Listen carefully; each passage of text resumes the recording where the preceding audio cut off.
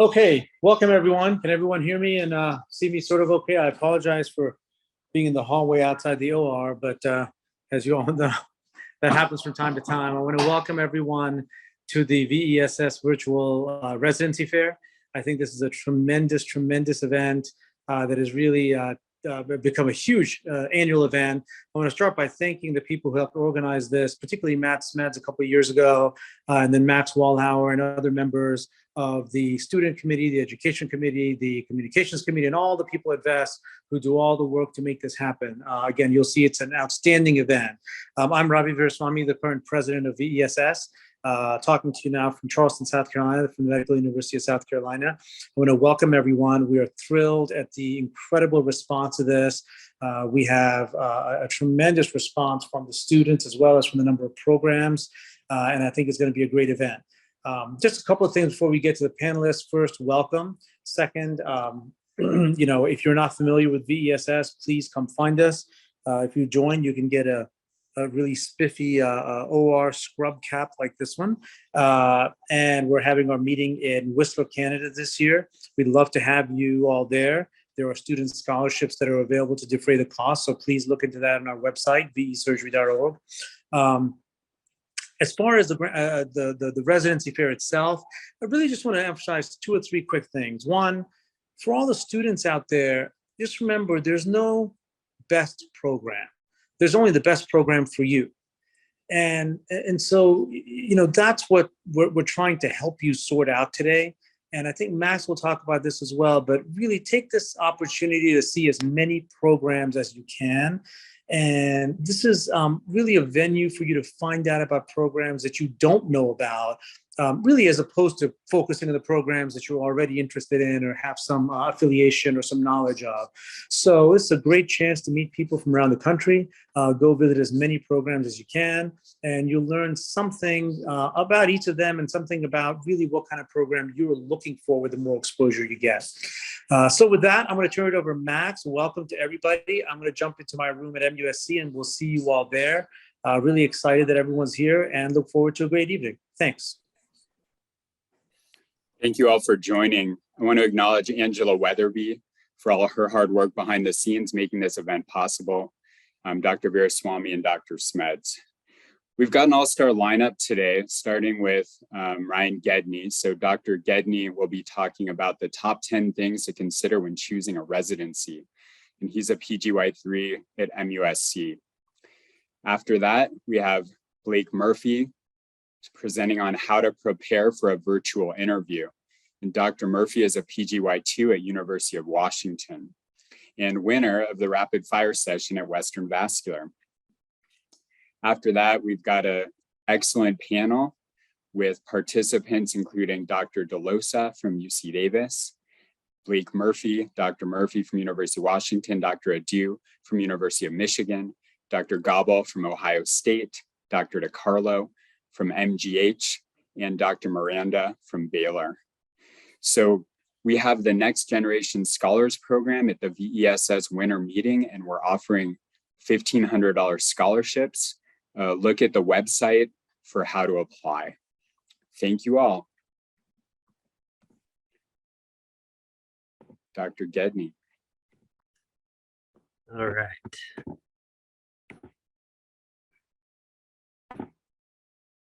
So someone just shout if you can't hear me, can't see this, but I have been tasked with going through the top 10 things that you need to consider when choosing a residency program.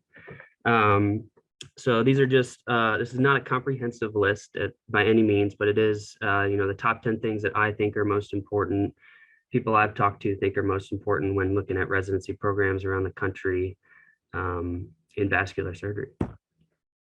So number one, what I think by far the number one thing that you need to consider is first know who you are and what you want to do with your career. Know your goals, whether or not you want to do research, you want to be in private practice, really sit down and kind of think about what you want to do in vascular surgery. You may not know everything, but have a good idea about yourself, professionally, and know what you want to do, because there's no program out there. Basically, the right residency for you is how you fit into that program, not how the program really, fits to you. So number two, it kind of goes along with number one, but you really want to know what makes you happy in life. These are some things that make me happy: my dogs, my fiance, hanging out in Charleston on the water. Being outdoors, being active are important to me. So kind of sit down, know what makes you happy, and really consider that when picking a residency program, because it's a long process to go through residency. And if you're not happy, if you're not considering the things that you enjoy in life, then it's really going to be difficult to get through. So just make sure those things are still with you whenever you go to wherever you end up matching. Number three is the people in the program. I think this is super important. If you do not get along with the people in the program, if you don't get along with your co-residents and enjoy hanging out with them, then you're going to have a very difficult 5 to 7 years. So really, you'll get to meet people on the interview trail, kind of see who you jive with, and then just consider that you're going to be spending a lot of time with these people. And these are some of my co-residents, what we do around Charleston. Number four is, how did the faculty and residents interact? So when you're out on the interview trail, or if you go to away rotations and kind of look at how the residents interact with faculty, really pay attention to that, and ask the residents whether or not they consider attending as mentors, if they feel comfortable going and asking them questions, approaching them about things, because that's super important to be successful in residency. If you're not comfortable approaching your attendings, and it's going to be difficult to get through residency efficiently and be able to learn effectively. Number five is a training environment. So just as an example, here at MUSC, we train at the university hospital. We also train at a VA system and a private hospital. It's all within a few blocks of one another, so everything's pretty close. Other programs are not like that, but you still may rotate through all those 3 different environments, but you'll be, sometimes hours apart, sometimes half an hour. You have to do some driving. You just got to kind of pay attention to that and consider that whenever, going through your residency choices. But you got to go back to knowing what you want to get out of residency, because if you don't want to go into private practice, you don't have any interest in that, then you may not want to go to a program that offers that experience. So yes, so consider that. Number 6, the location of the residency. When I was going through just some of the survey data from the AMA, the number one thing that was cited as the most important in picking a residency based on a 2022 survey was the location. It is important. It's important to, be happy where you are, be close to people that you know. So location is important as well. Number 7 is research. Does the program offer dedicated time? A lot of programs don't offer dedicated time. A lot of programs give you options to do dedicated time. You have to be proactive about finding answers to those questions when interacting with different residency programs. Ask about funding. How do you, if you do end up doing a research year, how does that get funded? How do you get paid? What kind of projects can you focus on? Is there a faculty member in the department that can support you through that? So just have all that in mind. Number 8 are the recent graduates. So whenever you interact with residency programs, ask them what their recent graduates are doing. This is an image of our recent graduates. They've gone to private practice. We have most recent graduates at University of Kentucky. So you'll get a kind of an idea of where the graduates go. Do they go to private practice? Do they go to university hospitals? You'll get a good idea of that as you go through it.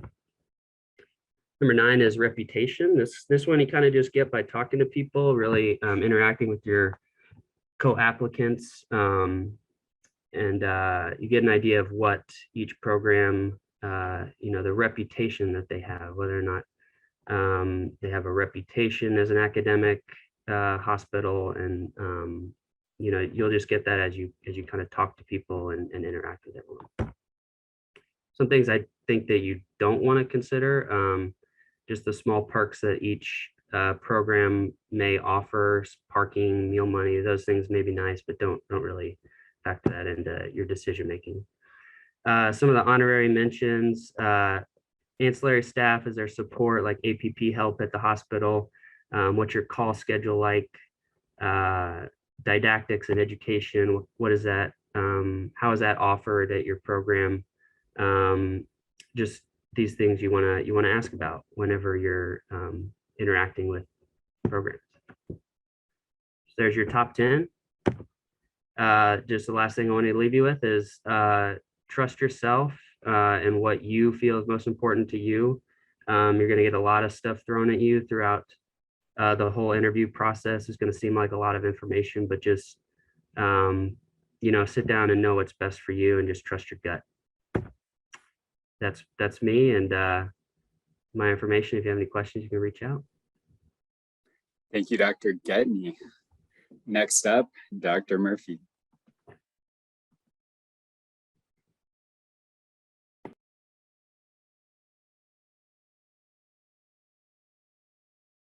Awesome. Can you see my screen?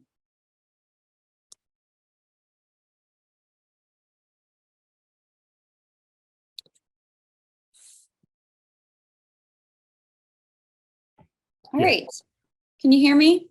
Am I okay? Yep. Awesome. Okay, so I'm going to run through really quickly about how to prepare for a virtual interview. And this is kind of not only how to prepare, but navigate the virtual interview process. Again, my name is Blake Murphy, and I'm one of the PGY2s at University of Washington in Seattle. So first and foremost, you want to set yourself up for success. And that starts oftentimes after you submit your ERAS and you start getting your interview invites. During your interviews, you're going to want to be prepared. You're going to want to know your audience and your interviewers. Along the way, it's really important to check in with yourself. And that means different things for different people. Important, don't fall behind on your post-interview follow-up, and then also have fun. So setting yourself up for success. You know, I think that this is pretty commonplace, and I'm sure that all of you guys applying have already started looking into how to prepare for virtual interviews, knowing that this is coming down the pipe. It is important to establish a quiet place to complete your interviews. But the reality for me on the interview trail 2 years ago at this point was that sometimes I was in call rooms, and that was the quiet place. It wasn't with a cup of coffee in my home, you know, where everything was, you know, completely controlled. But it is important to try to prioritize that because it will impact, one, how you're able to engage with the interviewers and how the interviewers are able to engage with you. Check your Wi-Fi connection often. I was once taking an interview for a really important interview for a program that I was very interested in, and my Wi-Fi cut out pretty abruptly, and it was psychologically devastating. So check your Wi-Fi connection often.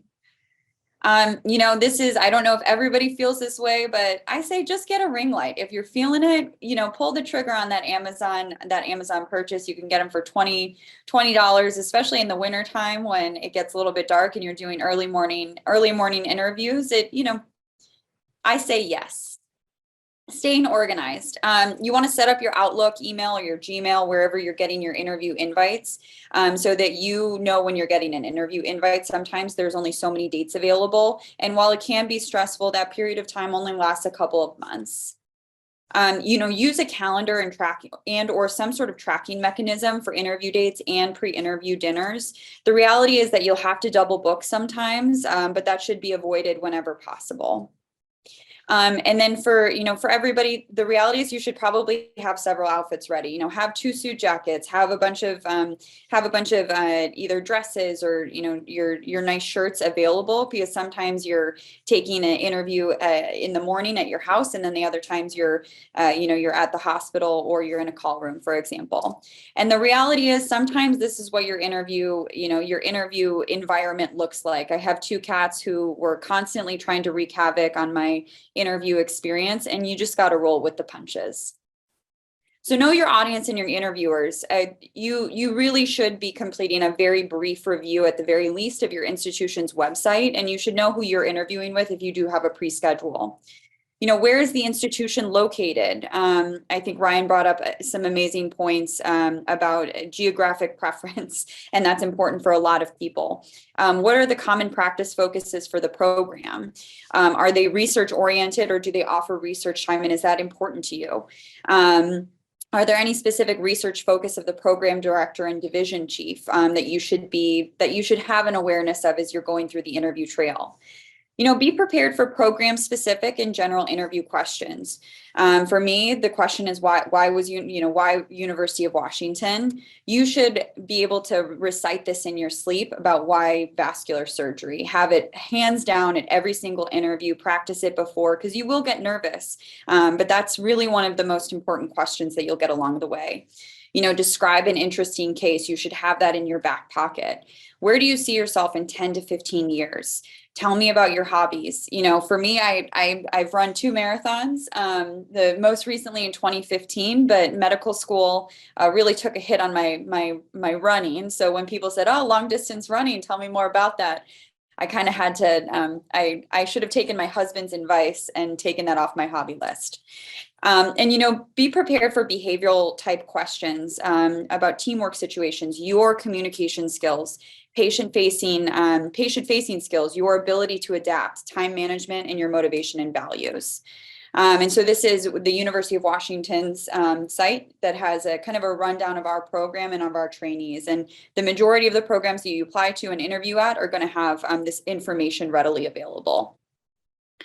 Checking in along the interview trail. So, for me, I was kind of a listen to your heart. At the end of your interview, how did you feel? What was the vibe that you got? And then I had friends along the interview trail who had all sorts of spreadsheets about metrics and research time, compensation, location. So really that process of checking in along the way is going to be important. That being said, with every interview that you have, I would strongly recommend making a rank list. And that means organizing by the program, state, city, your interview date, whether you're doing your thank you letters. Charlie's rank list is my husband's rank list, and my rank list is to the right. So if you do have a partner and you're taking that into consideration, make that a note. And then most importantly, have fun. I am somebody who went through the interview trail all virtually, and I still was able to build incredible relationships with people in the virtual setting, and had the opportunity to go to the Houston Methodist pre-intern boot camp. And it felt like we had known each other for years. So really, if you can, I take a moment to appreciate how far you guys have all come. Get to know your co-applicants, because they're going to be your friends, your colleagues, and your partners really for life. So thank you guys so much. Thank you, Blake, and thank you, Ryan. Those were phenomenal presentations. So now we're going to open up the panel, and for the participants, enter your questions in the Q&A. We have some already starting to trickle in. We'll answer them live.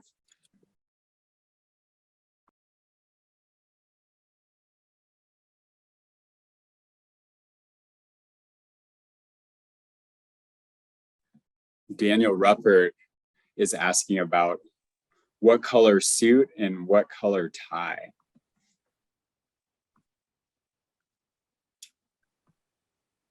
Navy suit, nothing flashy. I feel like you can get like a little bit more creative with the tie, but again, nothing flashy. Just, something that looks nice. Wouldn't overthink these things. But yeah, I mean, I think like the classic business colors are like navy blue, maybe charcoal gray, black, slightly off black. And Dr. Hahn is asking, how many programs did you all apply to? And did virtual interviews make you apply to more or less programs? One of the things, I had a very good friend. I took a year off in between my second and third year, and I did an internship, but I had a lot of friends who I started medical school with, who went through the process who went through the process with in-person interviews, 2 of whom actually applied into vascular surgery matched. And they were great help. They said, if you're in person, you generally want at least, 10 to 15 interviews. And I think that the average number of interviews for a matched applicant the year before virtual interviews was 17. And the first year of virtual interviews was 22. So for me, I think I ended up applying to 50 of the 64 to 68 programs. I took out places based on geographic location where I knew that, I did not want to live, and certainly my husband didn't want to live. Not that it's okay for everybody, but those are the considerations that I took into place. 20 plus interviews is what you're shooting for. We have a question about pre-dinners, elaborating on pre-dinners, pre-interview dinners. Are all the interviews all virtual again this year? Is that I don't think But so. I will say I think a lot of them are. I think ACGME is requiring it to be all virtual at this point. What I will say from having participated in some of the virtual dinners in the past is that if you're going to join one of those chat rooms for a virtual dinner, make sure you actually participate and interact with the residents. I can't count the number of times I logged into one of those and can't remember more than like 1 or 2 residents or 1 or 2 medical students from those dinners because nobody else said anything the whole time. Don't make us carry the conversation. It should, it's your opportunity to get to learn from us, not necessarily for us to kind of badger information out of you. And then we have a question. Both of the presenters clearly indicated the importance of the post-interview follow-up. How did you go about it? Also, did you only follow up with your interview or with the PD as well?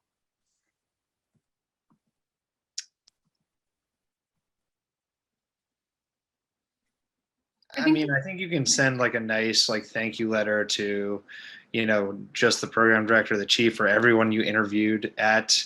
I think that's like a nice gesture. I'm not really I mean, I think it's very common, and I'm not really sure that doing that in and of itself, sort of is going to move you up on the rank list. But I think that if you have like a #1 program and you're, don't try to game the system in any way. Like if there's a program that you want to go to, I think it is important to reach out to the program director and pretty clearly state that that you're going to rank that program #1. Again, it will not help you. Vascular surgery is a very small field.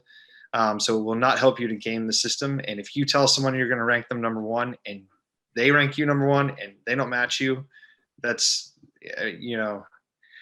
that's not a good look. What method did you use to get a better understanding of a program? Because programs on paper can look very different in real life. What advice do you have on getting an accurate picture?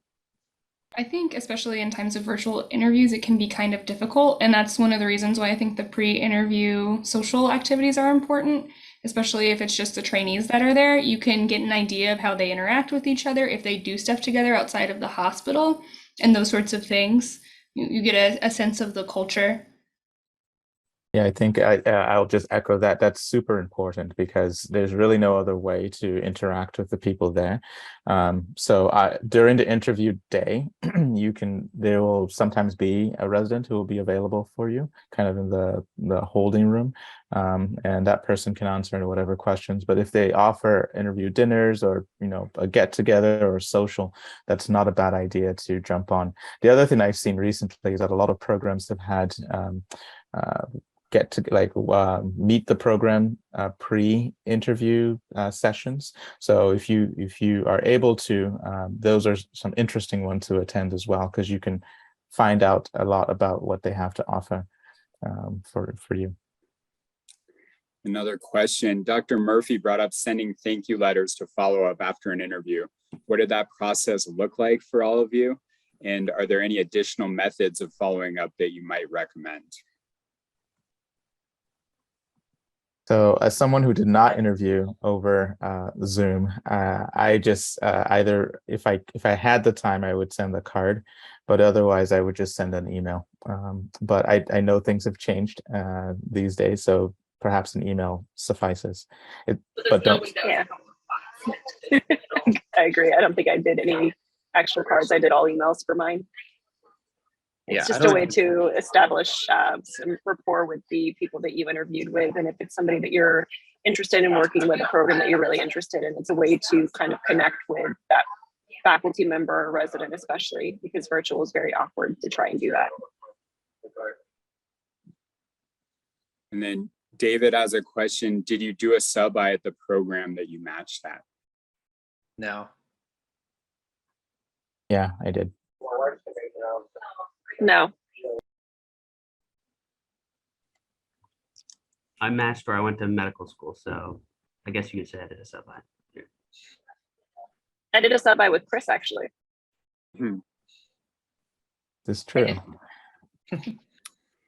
We have about another minute, so we won't get to all the questions. Any recommendations for background for virtual interviews?